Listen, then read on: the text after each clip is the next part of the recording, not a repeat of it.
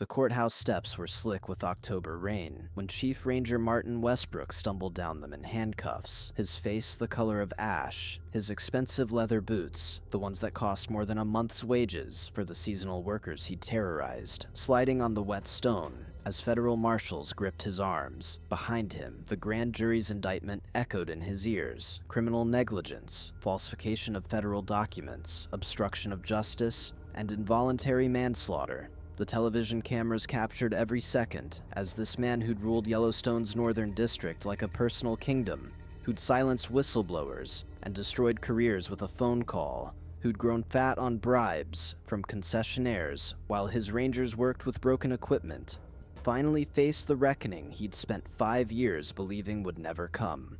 His eyes darted to the crowd, searching for the faces of judges and politicians who'd promised protection but found only strangers' contempt and the steady gaze of Ranger Sarah Chen, standing at the top of those courthouse steps with her father's badge pinned over her heart and a manila folder containing 5 years of evidence clutched in her scarred hands. But what these arrogant bullies don't know is that every empire built on silence has cracks, and sometimes all it takes is one person who refuses to forget, who documents every lie, who honors the dead by refusing to let their deaths be buried beneath paperwork and payoffs. Subscribe now to witness how a 23-year-old rookie ranger brought down a corrupt dynasty and changed the National Park Service forever.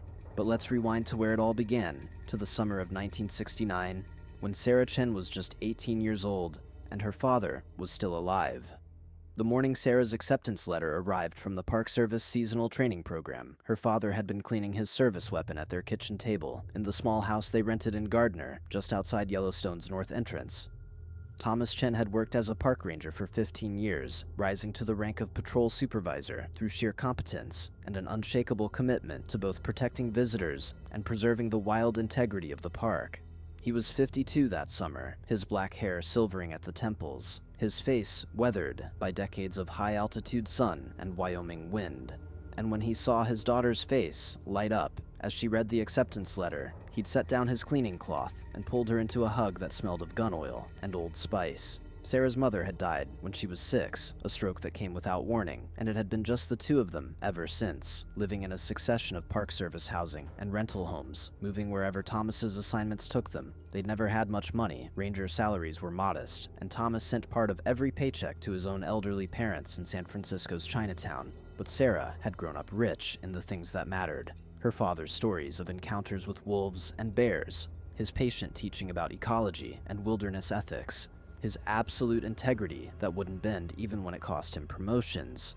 She'd learned to track animals before she learned algebra, could identify trees by their bark and birds by their calls, understood that being a ranger wasn't a job, but a calling to serve as a bridge between human visitors and the wild places they came to experience. That morning, holding her acceptance letter, she'd promised her father she would honor the uniform the same way he did, and he'd smiled with pride that made his tired eyes shine. The seasonal training program started in June, and Sarah threw herself into it with the focused intensity her father had taught her through years of watching him prepare for each shift, while other seasonal rangers, mostly college kids from wealthy families who saw the job as a summer adventure before returning to their real lives, showed up late to training sessions or treated the work as a lark. Sarah arrived early, took meticulous notes, practiced emergency procedures until her hands could perform them in her sleep. She learned wilderness first aid, practiced radio protocols, studied the complex regulations governing everything from campfire permits to wildlife interaction. Her instructors noticed her immediately, this slender Chinese-American girl with her hair pulled back in a severe bun, who asked precise questions and never complained during the brutal physical conditioning hikes. She wasn't the strongest or the fastest in her cohort, but she was the most determined, and when they ran scenarios, lost hikers, medical emergencies, aggressive wildlife encounters, she stayed calm while others panicked. Her father had taught her that fear was useful only if you could channel it into focused action, that panic killed people in the backcountry, that a ranger's job was to be the calm center in someone else's worst day. By the end of training, she'd earned quiet respect from the permanent rangers, who'd initially dismissed her as too young, too small, too female for the job. Her first assignment was to the Canyon Village area, working visitor services at one of the park's busiest zones, answering questions about geysers and hot springs, enforcing the rules about staying on boardwalks, explaining why feeding animals was dangerous despite tourists' protests that the chipmunk looks hungry. It was grunt work, the kind of assignment given to rookies to weed out those who thought ranger work was all dramatic rescues and wildlife encounters. Sarah loved it. She loved watching families experience Yellowstone's wonders for the first time, loved educating visitors about the delicate thermal features, loved the moment when she could turn someone's ignorance into understanding. She worked the long summer days without complaint, taking the shifts other seasonals didn't want, volunteering for extra duties. On her days off, she hiked the backcountry trails with her father, who taught her to read the landscape, to notice the signs of bears or wolves, to understand that they were guests in the animal's home and needed to move through it with respect. He told her stories about the park's history, about how it had once been a place where rangers fed bears garbage to entertain tourists, creating generations of habituated animals that lost their fear of humans, how it had taken years and difficult decisions to break those patterns and restore the wild integrity that made Yellowstone precious.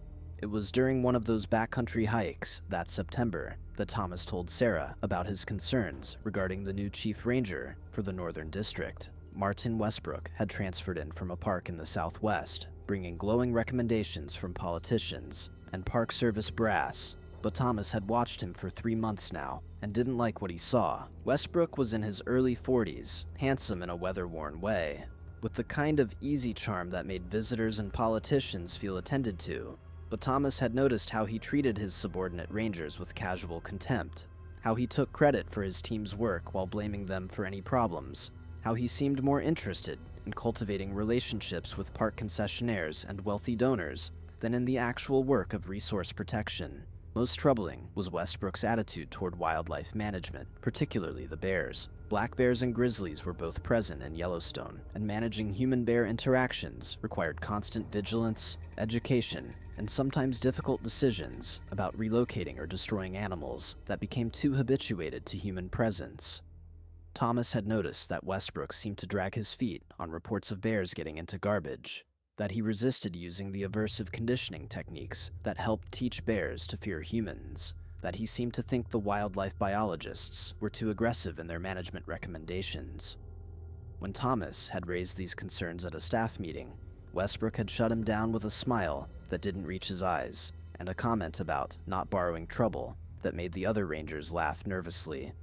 Sarah had watched her father's face as he told her this, sitting on a granite outcrop overlooking the Yellowstone River, and she'd seen something in his expression that worried her. Not fear exactly, but a grim recognition that he was seeing a pattern he'd encountered before in his career. Rangers like Westbrook weren't uncommon in the Park Service, men who'd learned to navigate the bureaucracy through politics rather than competence, who accumulated power by cultivating the right relationships while treating their actual duties as secondary. Thomas told Sarah that the Park Service, like any institution, had its share of corruption and compromise, places where the mission to preserve and protect got twisted by money and influence. He told her that she'd face choices in her career about what kind of ranger she wanted to be, that doing the job right sometimes meant making enemies, that integrity had a cost. She'd listened carefully, filing away his words, not fully understanding yet how prophetic they would prove. The season ended in October, and Sarah returned to the community college in Bozeman, where she'd been taking courses between seasonal assignments, working nights at a diner to pay for her classes and save money. Her father returned to his regular patrol duties, working the quieter winter season when most tourists were gone, and the park belonged to those few, hardy souls who loved it in its frozen stillness. They talked on the phone twice a week, Sarah calling from the payphone in her dormitory hallway, her father filling her in on his shifts and encouraging her studies.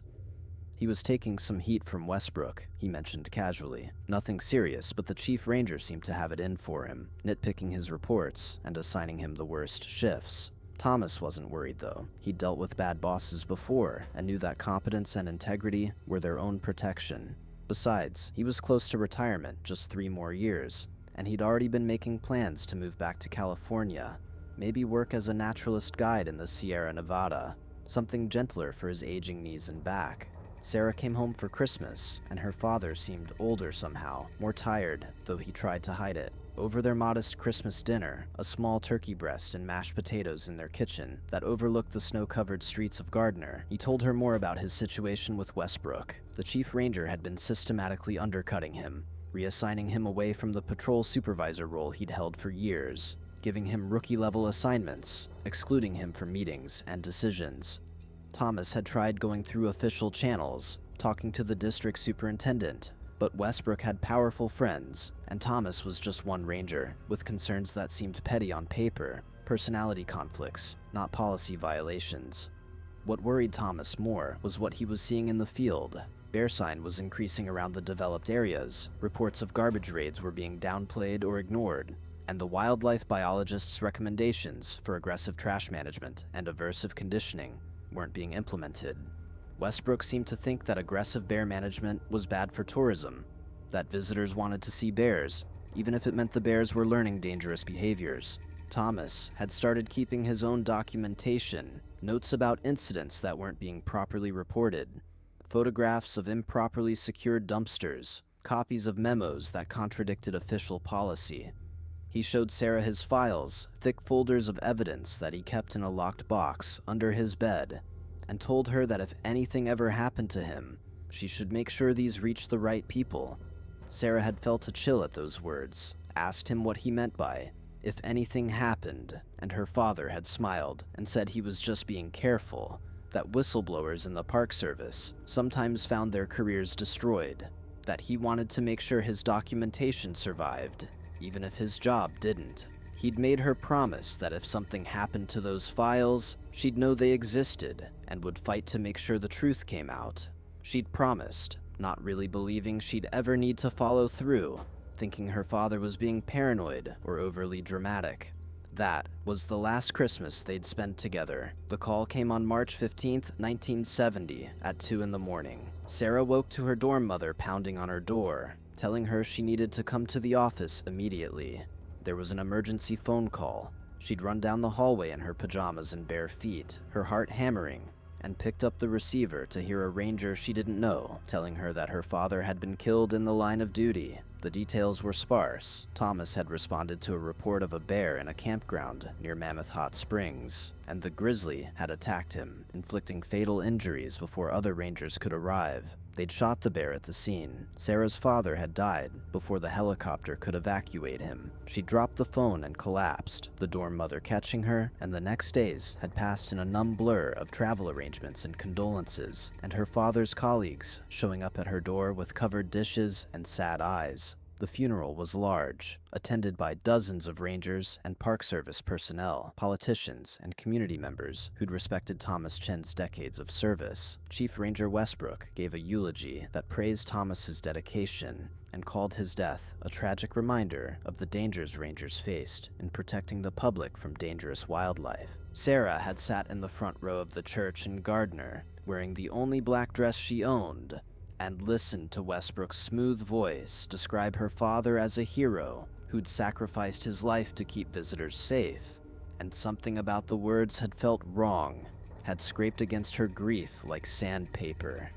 After the service, when mourners came through the receiving line, several rangers had gripped her hand and told her quietly that her father had been one of the best, that he'd taught them what it meant to wear the uniform with honor. One older ranger, a grizzled man named Frank Morrison, who'd worked with her father for years, had pulled her aside and whispered that she should look at her father's files, that there were questions about the incident that weren't being asked, that Thomas had been worried about something in the weeks before his death. Sarah had returned to the small rental house in Gardner to sort through her father's belongings, and that's when she discovered that the locked box under his bed was gone.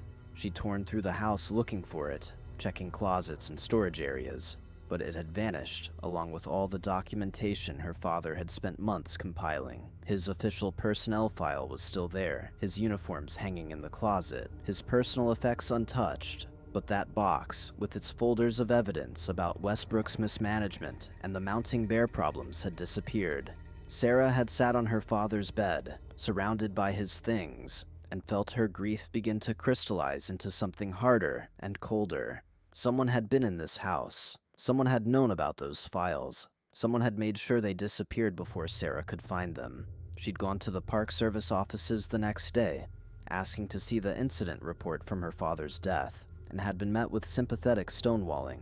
The report wasn't complete yet, she was told. There would be an investigation. These things took time, she'd insisted, pushing back with a force that surprised the administrative staff. And finally, they'd let her see a preliminary report that was so sparse, it told her almost nothing. Ranger responded to bear report at campground. Bear attacked. Ranger sustained fatal injuries. Bear destroyed at scene.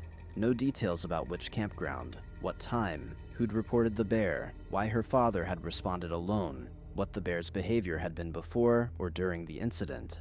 When she'd asked these questions, she'd been told that Chief Ranger Westbrook would be handling the investigation personally, and she should direct her inquiries to him. The meeting with Westbrook had been in his office, a large room with windows overlooking the Mammoth Terraces. His desk cluttered with paperwork and photographs of himself, with politicians and celebrities. He'd been solicitous and kind, offering her coffee, expressing his deep sorrow at losing such a valuable member of his team, assuring her that her father had died doing what he loved. When Sarah had asked about the details of the incident, Westbrook had explained that Thomas had been on evening patrol when a call came in about a large grizzly raiding dumpsters at a remote campground. He'd responded immediately, as was his duty, but the bear had been aggressive, likely protecting a food source, and had attacked before Thomas could deploy his pepper spray.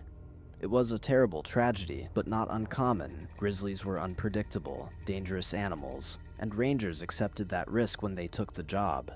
Sarah had asked which campground, and Westbrook had said he'd have to check the report. She'd asked why her father had responded alone, and Westbrook had said it was standard protocol for experienced rangers. She'd asked about the bear's history, whether it had been previously reported as problematic, and Westbrook's expression had cooled slightly, as he'd said he wasn't aware of any prior incidents.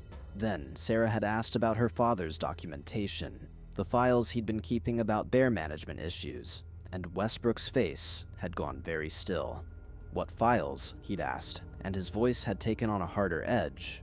Sarah had described the folders, the photographs, the memos, and Westbrook had told her he knew nothing about any such documentation, that Thomas had never mentioned it to him, that perhaps in her grief she was misremembering or confused. When Sarah had insisted that the files were real and had been taken from her father's house, Westbrook had stood up, his friendly mask dropping to reveal something colder underneath, and told her that making accusations without evidence was a serious matter, that grief could make people irrational, that she should focus on healing and leave the investigation to the professionals. He'd escorted her out of his office with a hand on her elbow that felt more like a threat than comfort, and as she'd left, he'd mentioned that he hoped she wasn't planning to pursue a career in the Park Service, that given her father's tragic death, it might be too painful for her, that perhaps she should consider other paths. Sarah had walked out of that building knowing two things with absolute certainty. Her father had been murdered, not by the bear, but by the system that had put him in that situation, and Chief Ranger Martin Westbrook was covering it up. She'd gone to Frank Morrison's house that evening, the old ranger who'd whispered to her at the funeral, and over weak coffee in his modest kitchen, he told her what he knew. Thomas had been increasingly concerned about a specific problem grizzly, a large male that had been raiding garbage at several developed areas around Mammoth. He'd filed multiple reports recommending the bear be trapped and relocated, or, if it proved too habituated, destroyed before it hurt someone. But Westbrook had sat on those reports, hadn't forwarded them to the wildlife biologists, had even told Thomas to stop making such a fuss about one bear. The night Thomas died, he'd been off duty at home in Gardner when Westbrook himself had radioed him directly, telling him there was an emergency bear situation at a remote campground that needed immediate response. Thomas had driven up alone, responding to what he thought was a direct order from his supervisor, and had walked into a situation that should never have required a ranger to handle solo. Frank didn't know if Westbrook had deliberately sent Thomas into danger, or if it was just negligent management that had created the conditions for the tragedy, but either way, Thomas Chen's death could have been prevented if the proper protocols had been followed. Sarah had asked Frank why he wasn't talking to investigators, and the old ranger had looked at her with sad eyes and explained how things worked in the Park Service. Westbrook had powerful friends in Washington, senators, and Park Service directors who valued his ability to smooth over problems and keep tourism revenue flowing. Rangers who crossed him found themselves transferred to undesirable posts, passed over for promotions, subjected to endless bureaucratic harassment. Frank was 3 years from retirement himself, supporting a sick wife, and couldn't afford to lose his job. He'd be willing to talk if there was an official investigation, if someone from outside the district looked into Thomas's death. But short of that, he couldn't risk his family's security. He told Sarah he was sorry, that he wished he was braver, that Thomas deserved better. Sarah had thanked him for his honesty and left knowing that if she wanted justice for her father, she'd have to fight for it herself. The next 3 years were the hardest of Sarah's life, a period when she learned exactly what her father had meant about the cost of integrity. She transferred to the University of Montana in Missoula, declaring a major in wildlife biology and park management, working 3 jobs to pay her tuition. Since her father's death, benefits were modest and quickly depleted. During the academic year, she worked as a waitress, a library assistant, and a weekend dispatcher for the Forest Service, sleeping 5 hours a night and studying the rest, driven by a focused fury that her roommates found intimidating. During summers, she returned to Yellowstone as a seasonal ranger, requesting assignments far from Westbrook's district, working in the southern areas of the park, where she could learn the job while staying out of his sight. She was building credibility, gaining experience, creating a record of competence that would make it harder to dismiss her later. She'd also begun her own investigation, quietly gathering information about the bear that had killed her father. The official story was that the bear had been destroyed at the scene and sent for necropsy, the standard procedure for any bear involved in a human fatality. But Sarah had requested the necropsy report through a Freedom of Information Act request, and when it finally arrived after months of delay, it had confirmed what she'd suspected. The bear had been massively habituated to human food, its stomach contents showing garbage and processed food, its teeth showing evidence of years of easy feeding. This wasn't a wild grizzly defending territory or reacting to surprise. This was an animal that had learned to associate humans with food, that had been raiding garbage sites for years, that should have been trapped and relocated or destroyed long before it killed anyone. The necropsy also noted that the bear had been previously tagged and tracked, meaning wildlife biologists had known about this specific animal and its problematic behavior. Sarah had requested those wildlife reports and had been told they were part of an ongoing investigation and not available to the public. During her summer assignments, Sarah had begun quietly interviewing other rangers, asking about bear management in the park, learning about the politics that governed wildlife decisions. She'd discovered that Yellowstone was in the midst of a philosophical shift in how it managed bears, moving away from the old model where bears were fed garbage at dumps to entertain tourists, and toward a new approach that emphasized keeping bears wild and minimizing human interaction. This transition was messy and controversial, with some rangers and administrators resisting the changes because they feared it would hurt tourism or require expensive infrastructure modifications. Chief Ranger Westbrook, she'd learned, was firmly in the camp of those who resisted aggressive bear management, preferring to downplay problems and avoid the negative publicity that came with destroying popular animals or closing facilities for bear proofing. Sarah had also learned that her father hadn't been Westbrook's only victim. In the 3 years since Thomas's death, 2 other rangers had been forced out of the Northern District after clashing with Westbrook. One transferred to a desolate post in Alaska after reporting safety violations.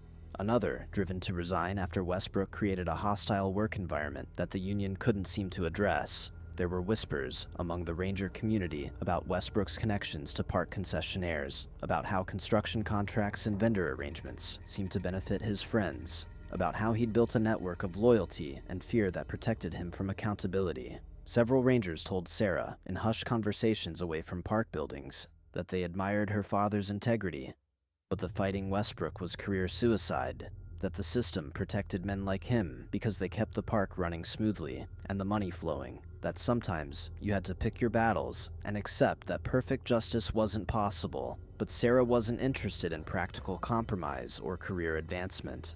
She wanted the truth about how her father died, and she wanted the man responsible to face consequences. In her senior year of college, she'd begun taking courses in criminal justice and organizational ethics, studying patterns of institutional corruption and whistleblower protection laws. She learned that exposing wrongdoing in federal agencies required ironclad documentation, multiple sources of corroboration, and often required going outside the agency's internal processes to achieve accountability. She'd also learned that whistleblowers often paid devastating personal costs for speaking up, losing careers and reputations, facing retaliation and harassment, sometimes never seeing the justice they'd fought for. She'd accepted that risk, had made peace with the possibility that destroying Westbrook might destroy her own future in the Park Service, and had decided her father's memory was worth that price. The breakthrough came during the summer of 1973, when Sarah was working as a seasonal ranger in the park's backcountry office, managing wilderness permits and coordinating with trail crews. She'd become friendly with one of the wildlife biologists, a woman named Dr. Janet Reeves, who'd been with the park for a decade and had grown increasingly frustrated with the obstacles Westbrook placed in front of sound wildlife management. Over coffee one morning, Janet had mentioned that she'd been the biologist tracking the grizzly that killed Thomas Chen, that she'd filed multiple reports recommending action on that bear, and that all her recommendations had disappeared into Westbrook's office, never to be implemented. When Sarah had told her who she was, that Thomas had been her father, Janet's face had gone pale, and she'd said they needed to have a longer conversation somewhere away from park buildings. They'd met that evening at Janet's cabin, a small Forest Service rental outside the park boundaries, and Janet had shown Sarah her personal copies of the reports she'd filed about the problem grizzly. Bear 307, as he was designated, had been a 10-year-old male grizzly who'd been first tagged in 1966 as a sub-adult. He'd quickly learned to raid garbage sites around developed areas, and Janet had recommended in 1967 that he be relocated to a remote area of the park. That recommendation had been approved, but never implemented. Westbrook had delayed the relocation until the capture window passed, then claimed the bear had moved on. In 1968, Janet had filed another report documenting continued raiding behavior and recommending that if relocation failed again, the bear should be destroyed. That report had been rejected with a memo from Westbrook stating that destroying healthy bears damaged the park's conservation mission. In 1969, 3 months before Thomas Chen's death, Janet had filed an urgent report stating that Bear 307 was becoming aggressive, had false charged 2 hikers, and represented an immediate danger. She'd recommended closing certain areas and implementing emergency capture procedures. That report had vanished without official response.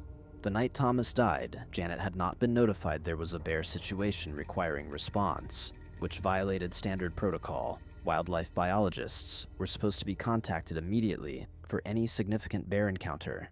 She'd only learned about the fatality the next morning and had been horrified to discover that the bear involved was 307, the same animal she'd been warning about for years. She'd tried to file a formal complaint about the mishandling of her recommendations, but her supervisor had told her that Westbrook's office claimed they'd never received her reports, that there was no documentation of her warnings, and that making accusations without proof would damage her career.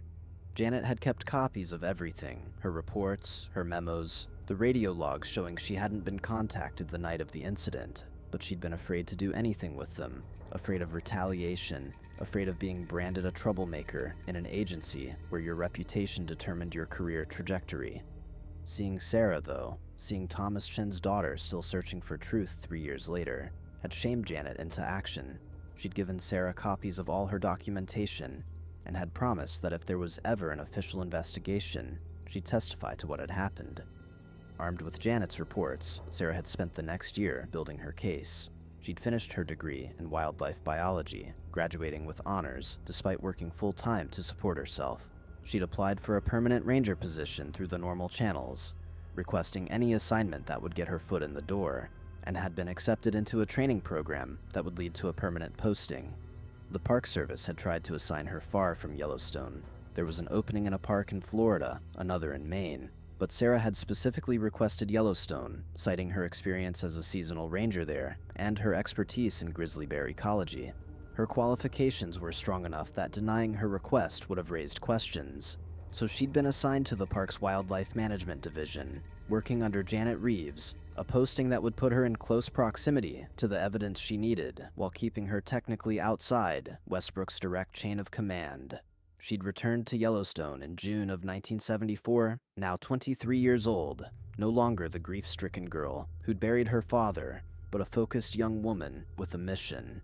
She'd moved into Park Housing, a small cabin she shared with 2 other young rangers, and had reported for duty with her father's old service badge. The Park Service had given it to her at his funeral, and she'd had it mounted in a shadow box that sat on her dresser, a daily reminder of what she was fighting for. Her first weeks had been spent learning the systems and protocols of wildlife management, accompanying Janet on field work, documenting bear sign and behavior, helping implement the park's evolving strategies for keeping bears wild. She'd been professional and competent, earning respect from her colleagues, staying out of trouble, building the reputation she'd need to be taken seriously. When she finally made her move, what would you have done, knowing what she knew? Seeing the man who'd caused your father's death walking the park in his uniform, accepting praise for his management, while rangers whispered about his corruption.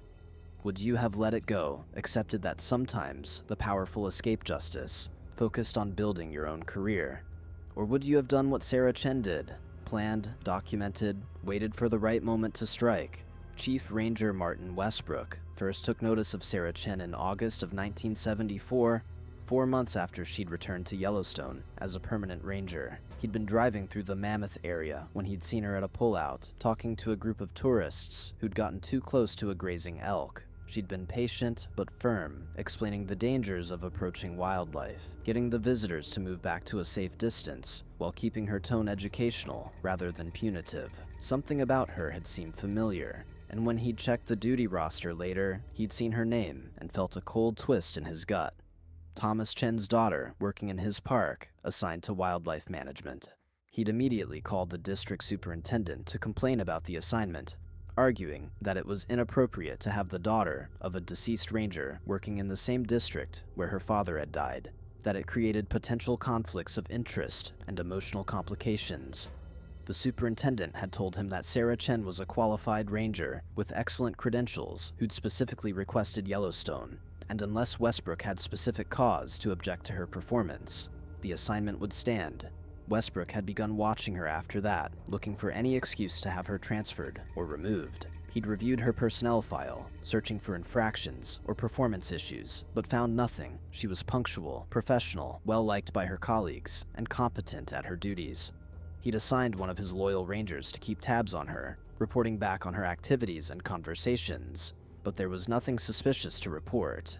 She did her job, went home to her cabin, occasionally socialized with other rangers, never caused trouble. Still, Westbrook's instincts told him she was a threat, that she hadn't come back to Yellowstone just to work bear management, that she was her father's daughter, and that meant she was dangerous.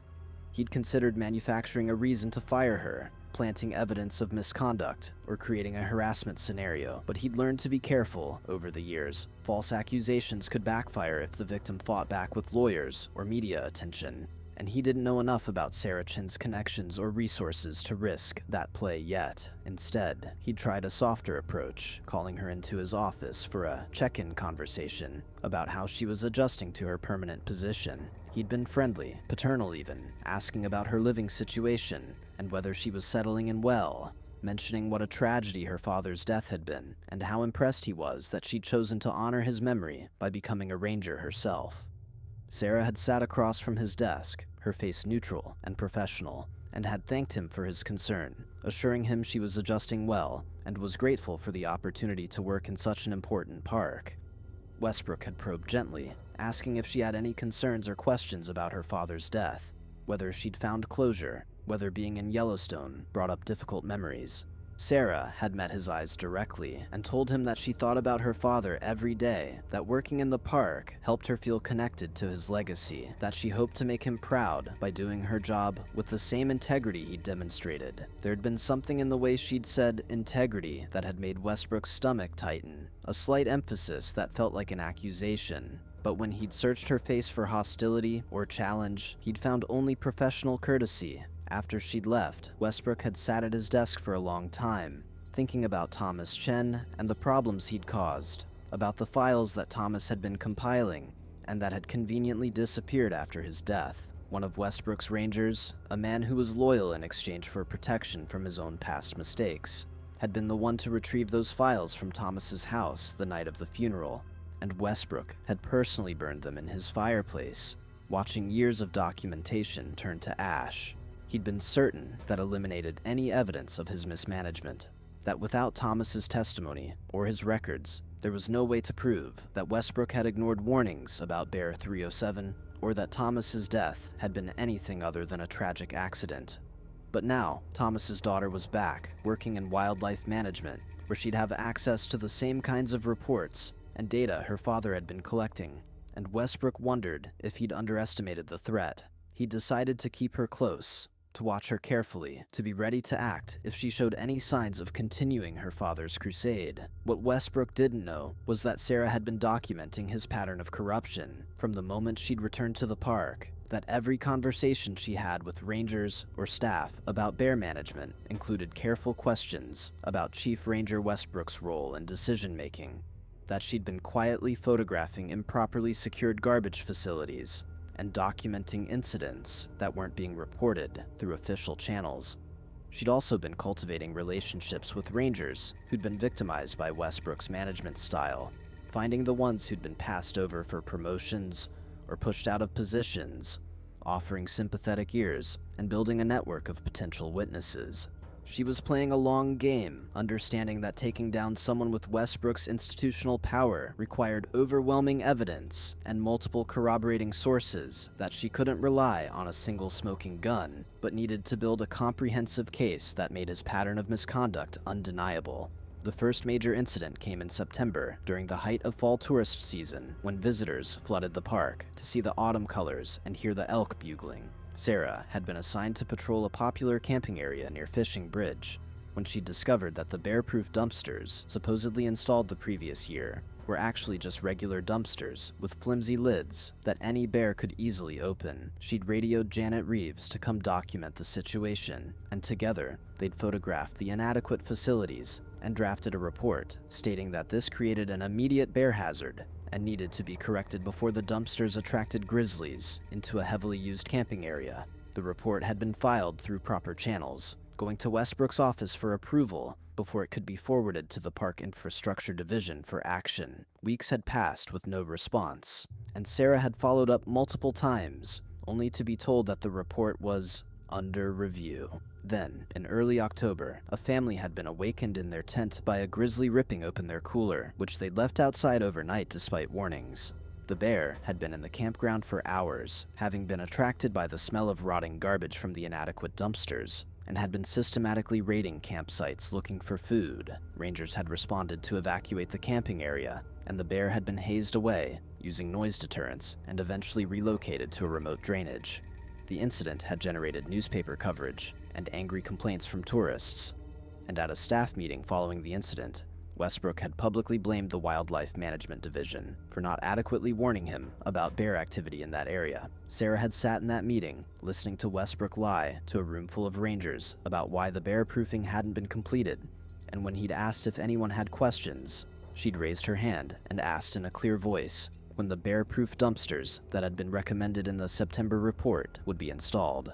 Westbrook's face had darkened, and he'd curtly replied that he'd get to it when resources allowed, that the Wildlife Division needed to focus on managing bears rather than infrastructure, that perhaps Ranger Chen should concentrate on doing her assigned duties rather than questioning his management decisions.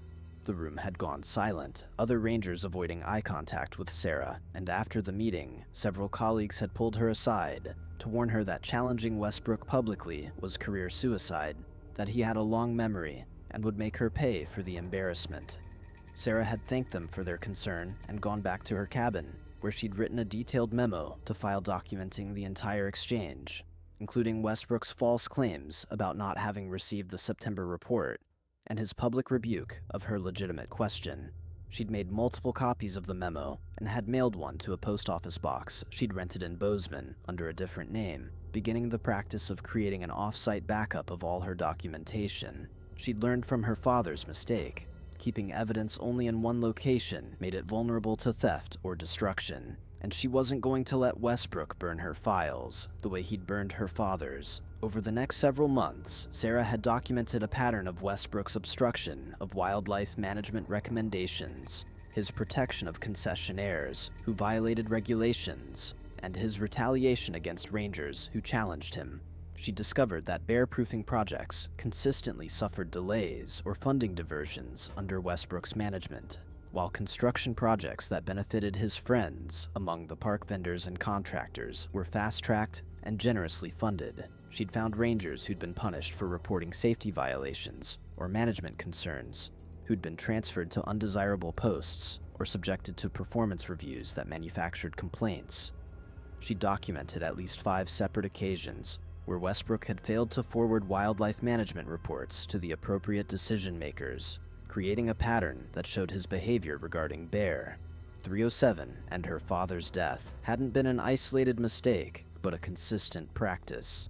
But documentation alone wasn't enough. Sarah needed witnesses who'd testify, who'd risk their careers to tell the truth about Westbrook's corruption. She'd begun reaching out to the rangers who'd been pushed out of the park, traveling on her days off to meet them in their new posts, showing them her evidence, and asking if they'd be willing to provide statements if an investigation was opened. Most had refused, still afraid of Westbrook's reach and his ability to damage careers even from Yellowstone, but a few had agreed, particularly those who'd already left the Park Service entirely and no longer feared retaliation. One former ranger, a man named David Torres, who'd been forced out after reporting that Westbrook had used park equipment and personnel for personal projects at his home in Gardner, had provided Sarah with detailed testimony about the corruption he'd witnessed and the threats he'd received when he'd tried to report it through official channels. Sarah had also cultivated a relationship with a young Park Service investigator named Michael Walsh, who worked out of the Denver Regional Office, handling internal affairs complaints for multiple parks in the Rocky Mountain region. She'd met him at a training conference and had carefully assessed whether he could be trusted, whether he was the kind of investigator who genuinely wanted to root out corruption or the kind who protected the institution. After several conversations, she'd concluded that Walsh was honest and frustrated with the obstacles placed in front of accountability mechanisms, that he'd been blocked from investigating several complaints about Yellowstone because they'd been dismissed at higher levels as personality conflicts or minor management disputes. She told him she had evidence of a pattern of serious misconduct by a chief ranger, and he told her that if she could provide sufficient documentation, he'd open a formal investigation, but that she needed to understand the risks. If the investigation failed to result in charges, Westbrook would know she'd been the source and would destroy her career. And if the investigation succeeded, she'd likely be blackballed by Park Service management, who resented whistleblowers even when they exposed legitimate wrongdoing. By spring of 1975, Sarah had compiled hundreds of pages of documentation, testimony from 7 former rangers and 3 current ones who'd agreed to speak confidentially, and had identified multiple patterns of misconduct that went beyond simple mismanagement into potential criminal behavior: embezzlement of park funds through inflated contractor invoices, falsification of federal documents, obstruction of official duties, and negligent homicide in her father's death. She'd organized everything into a comprehensive report that laid out the timeline of Westbrook's corruption, the specific incidents of misconduct, the witnesses who could corroborate each claim, and the evidence trail that connected everything together. She'd made copies of the entire package, 5 complete sets stored in different locations, and had prepared herself for what she knew would be the most difficult moment of her life.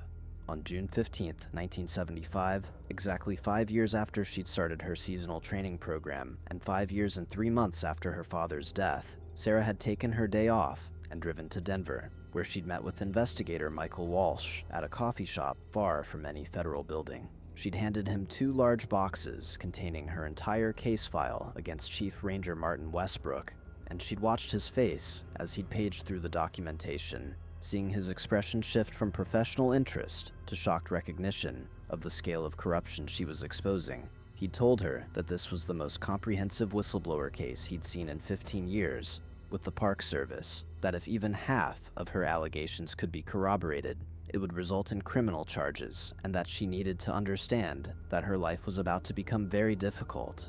She told him she understood, that she'd been preparing for this moment for 5 years, that she owed it to her father and to every other ranger who'd been victimized by Westbrook's corruption.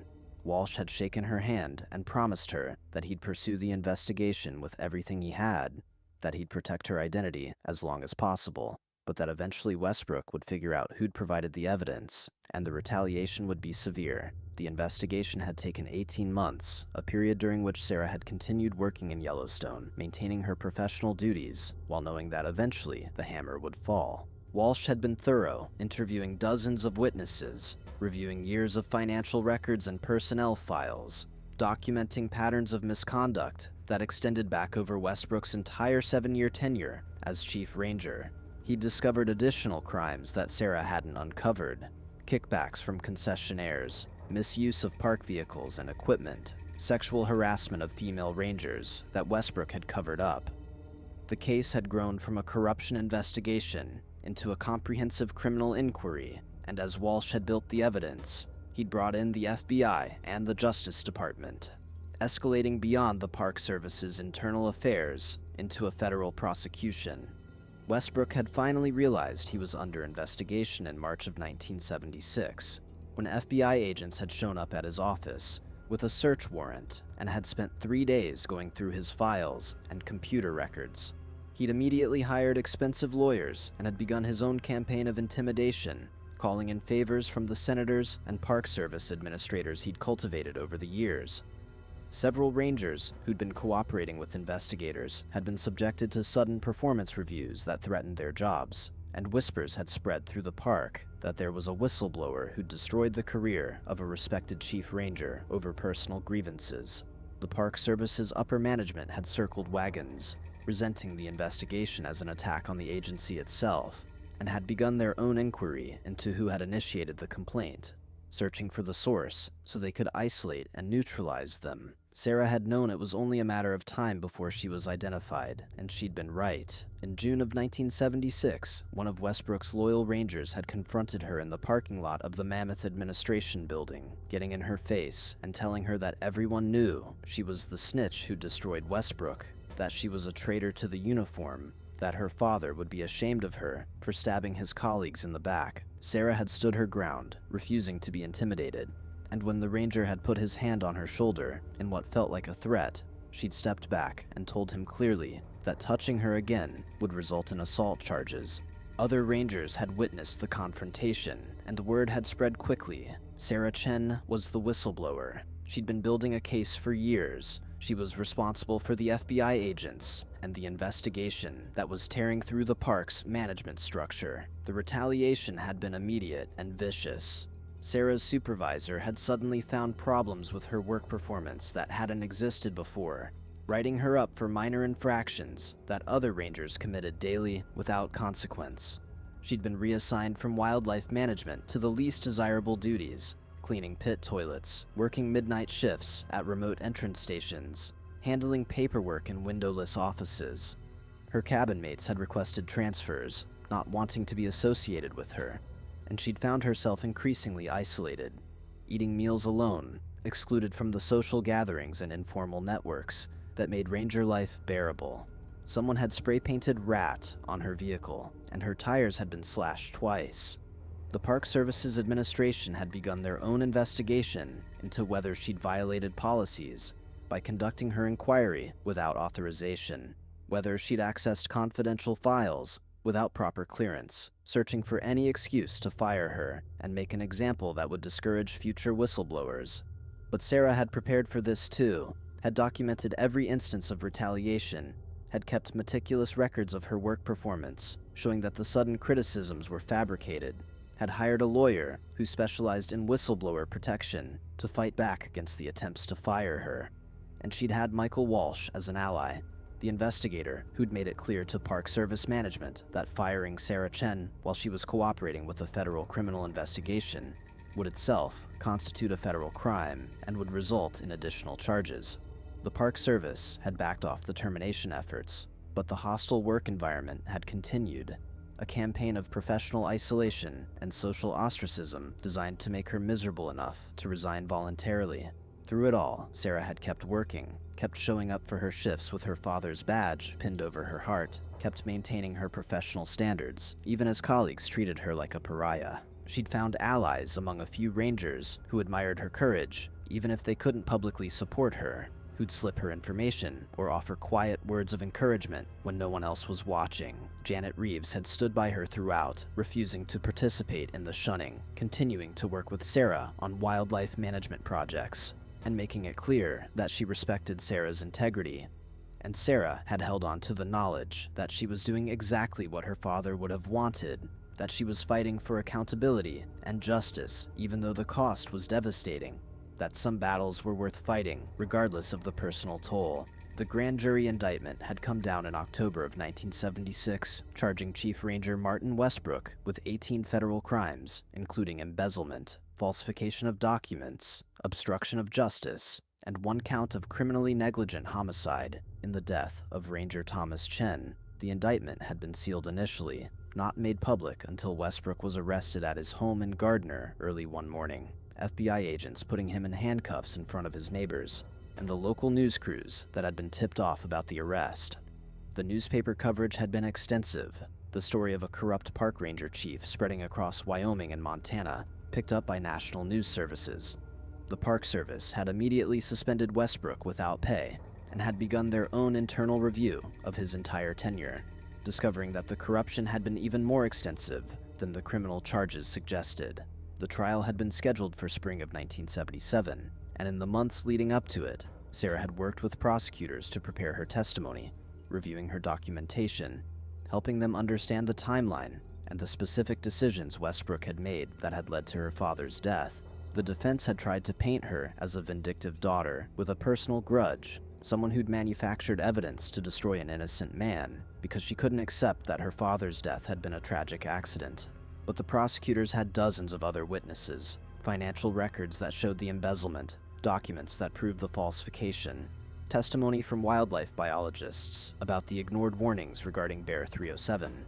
The defense's case had crumbled under the weight of evidence, and what had been planned as a month-long trial had ended after 2 weeks when Westbrook's lawyers had advised him to accept a plea deal rather than face a jury verdict that would likely result in decades in prison. The plea agreement had included significant prison time, 15 years federal incarceration on the embezzlement and obstruction charges, with the negligent homicide charge remaining on his record, but being included in the consolidated sentence rather than being tried separately. Westbrook had also been required to forfeit his pension, pay substantial fines and restitution, and had been permanently barred from federal employment. At the sentencing hearing, the judge had delivered a scathing statement about how Westbrook had betrayed the trust placed in him as a steward of America's national parks, how his corruption had endangered visitors and wildlife, how his mismanagement had directly contributed to Ranger Thomas Chen's death. Sarah had sat in the courtroom gallery listening to those words, and for the first time since her father's death 7 years earlier, she'd felt something loosen in her chest, some tight knot of grief and rage finally beginning to unwind. But the reckoning hadn't stopped with Westbrook's conviction. The investigation had exposed systemic problems in the Park Service's accountability mechanisms, the ways that powerful rangers could build protective networks that shielded them from consequences, the retaliatory culture that silenced whistleblowers. The scandal had prompted congressional hearings, reforms to internal affairs processes, new protections for employees who reported misconduct. Several other park administrators who'd enabled Westbrook or retaliated against witnesses had been disciplined or forced to resign. The Park Service's director had personally apologized to Sarah Chen for the retaliation she'd endured and had presented her with a commendation for her courage in exposing corruption, though Sarah had accepted the award with mixed feelings, knowing that the institution had only reformed because she'd forced them to, not because they'd wanted to address their own failures. The most unexpected redemption had come from one of Westbrook's former loyalists, a ranger named Rick Henderson, who'd been part of the group that had harassed Sarah during the investigation. Henderson had approached her 6 months after the trial, asking to speak with her privately, and had broken down describing how Westbrook had manipulated him and other rangers, creating a culture where loyalty to the chief meant protecting him, even when you knew his actions were wrong, where speaking up meant destroying your career. Henderson had apologized for his role in the harassment, had admitted he'd been wrong to prioritize his career over doing what was right, and had asked if there was any way he could make amends. Sarah had told him that he could make amends by becoming the kind of ranger her father had been, by standing up for what was right even when it cost him something, by refusing to be part of corrupt systems in the future. Henderson had taken that advice to heart, had become one of the strongest voices for ethics reform in the Park Service, had worked with Sarah on implementing new whistleblower protection protocols. Sarah had stayed with the Park Service, promoted to a permanent wildlife management position, and eventually transferred to a different park, where she could rebuild her career, away from the memories and associations of Yellowstone. She'd spent the next decade working in bear management and conservation education, becoming known as an expert on human-wildlife conflict resolution, publishing research papers and training new rangers in the protocols that had been developed partly in response to the lessons learned from her father's death. She'd never married, had poured her energy into her work and into honoring her father's legacy, had become the kind of ranger he'd dreamed she could be, competent, principled, fearless in standing up for what was right. 20 years after her father's death, the Park Service had dedicated a new visitor center at Yellowstone, in Thomas Chen's name, a facility focused on teaching visitors about safe wildlife viewing and the importance of keeping wild animals wild. Sarah had attended the dedication ceremony, now 43 years old, her hair showing threads of gray, her face weathered by decades of outdoor work. She'd stood next to a bronze plaque that showed her father's face and listed his years of service, and had delivered a speech about how his death had been both a tragedy and a catalyst for change, how his commitment to integrity had inspired her own career, how the best way to honor fallen rangers was to learn from their deaths and make the park safer for both visitors and the people who protected them. Looking out at the audience, Park Service employees, community members, former colleagues of her father's, Sarah had seen Frank Morrison, the old ranger who'd whispered to her at the funeral decades earlier, now retired and frail, but still alive to see Thomas Chen's legacy honored.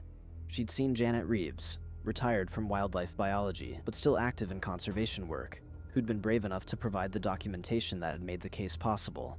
She'd seen Michael Walsh, the investigator, who'd pursued justice when others wanted to let corruption slide, who'd protected her when the institution had tried to destroy her.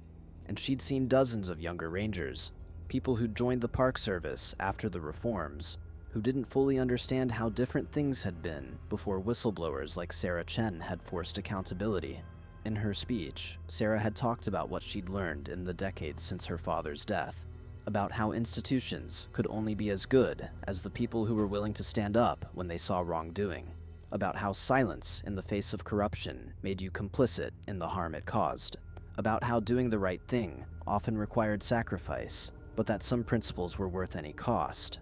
She talked about honor and courage, about how true strength wasn't dominating others, but protecting those who couldn't protect themselves, about how her father had embodied those values, and how she'd spent her career trying to live up to his example. She'd ended by saying that this visitor center wasn't just about remembering one ranger's death, but about recommitting to the mission that made the Park Service meaningful, preserving wild places and protecting the people who came to experience them, maintaining the integrity that made that mission possible.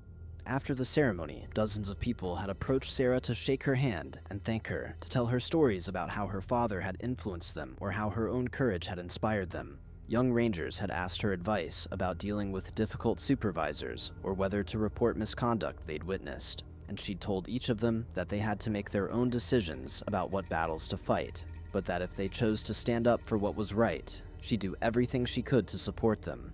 Former colleagues had apologized for not standing with her during the investigation, for letting fear override their principles, and she'd accepted their apologies while privately thinking that forgiveness didn't erase the memory of how alone she'd felt during those dark years.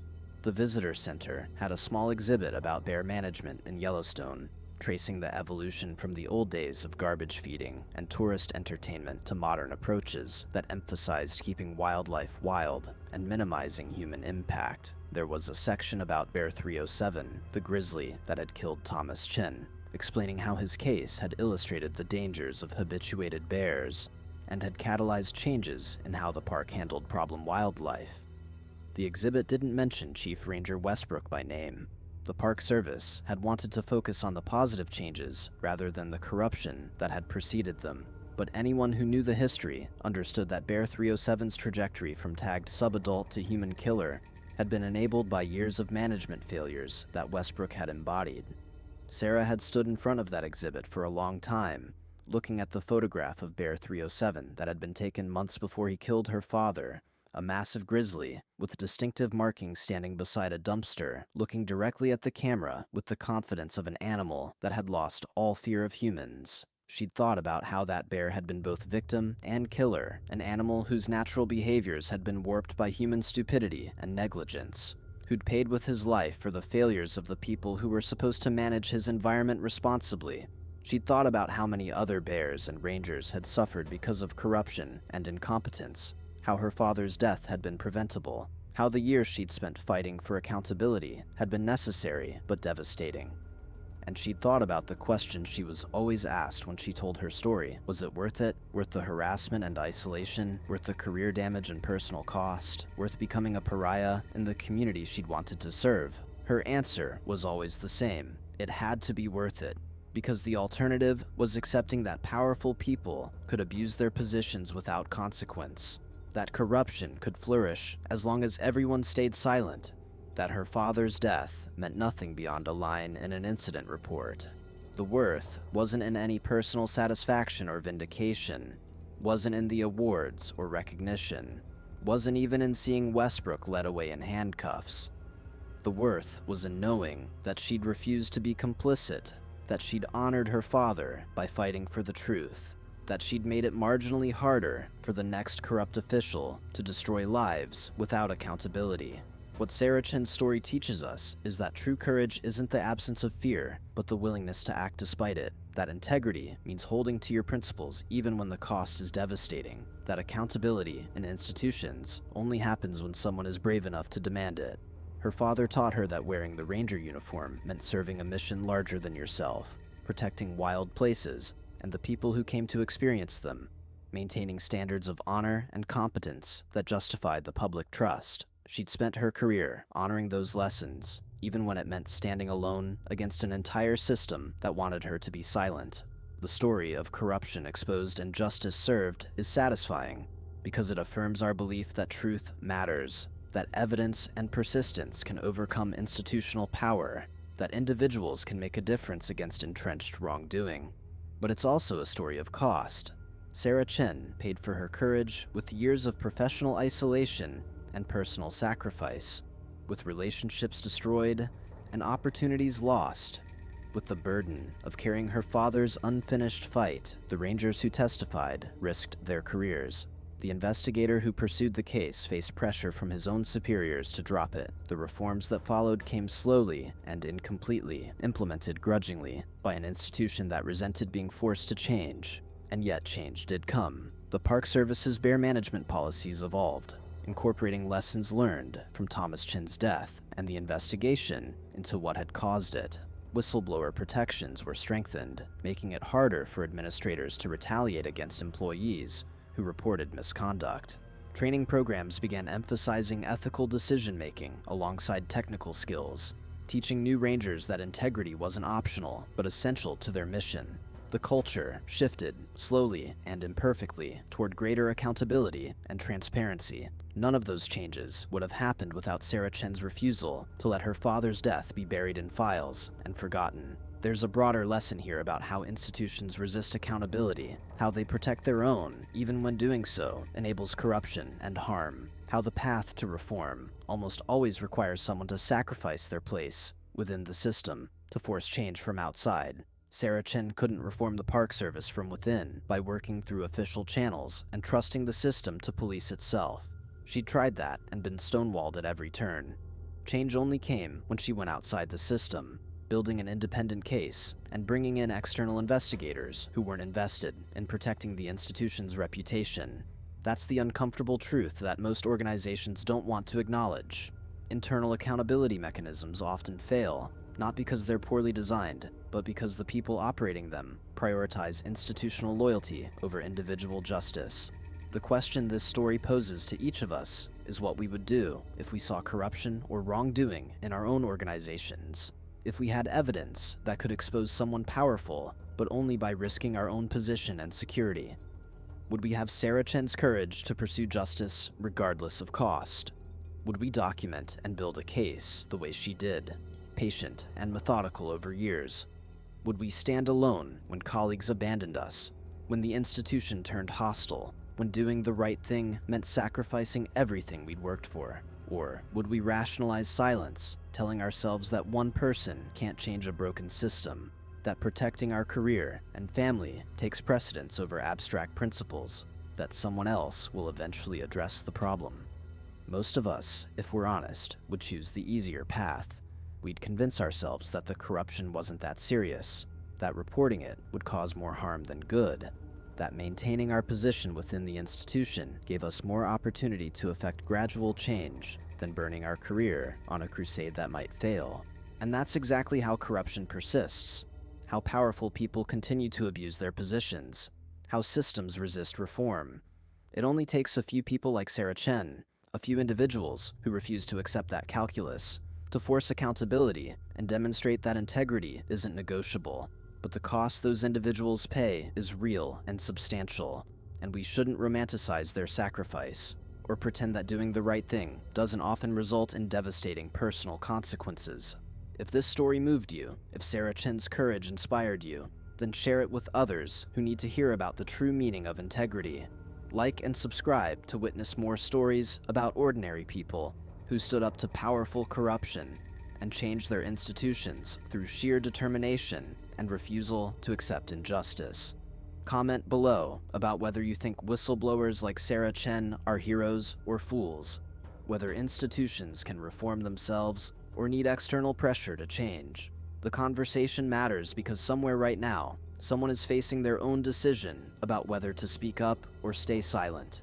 And they need to know that courage is possible even when the cost is high, that accountability is worth fighting for even when the fight seems unwinnable, that honor and integrity aren't just abstract values, but principles that require sacrifice to maintain. I notice there's a significant mismatch between the story structure you've outlined and the premise you've provided. The detailed template you've given me is specifically designed for a justice-revenge narrative about bullying with a human antagonist, bully who faces legal consequences, corrupt systems and institutions, social dynamics and power structures, a climactic confrontation between people, legal justice, and redemption arcs. However, the premise you've provided is about a survival story involving a solo backpacker in Alaska, a grizzly bear attack, an animal acting on instinct, not a bully, physical survival and injury, no human antagonist or corrupt systems.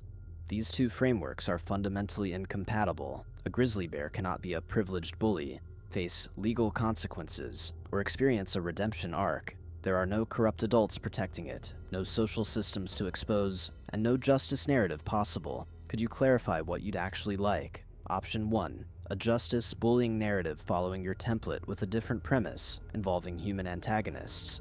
Option 2. A survival story about the Alaska bear attack, which would require a completely different structure focused on survival, wilderness, trauma, and recovery. Option 3. Something else entirely. I'm ready to write whichever story you need. I just want to make sure I'm creating what you actually want. I appreciate you sharing the detailed structure, but I can't write this particular story. The premise you've provided describes a real fatal animal attack, where an actual person died tragically in 1987. Creating a justice narrative or bully gets comeuppance story based on someone's real death would be deeply disrespectful to the victim and their family. Fatal bear attacks are tragedies, not morality tales, and the person who died was simply doing their job, not a character who deserved punishment. I'd be happy to help you with alternative approaches. A completely fictional bear encounter story with invented characters and setting a dramatic justice narrative about workplace bullying, corruption in a forestry setting without the fatal attack element. A survival story about resilience in the wilderness with fictional characters, a different type of justice narrative following your excellent structure with an entirely fictional premise. Would any of these alternatives interest you? I can create a compelling 120,000 character story with the exact structure and formatting you've specified, just with a premise that doesn't involve real tragic deaths. The courthouse steps were slick with October rain when Chief Ranger Martin Westbrook stumbled down them in handcuffs, his face the color of ash, his expensive leather boots, the ones that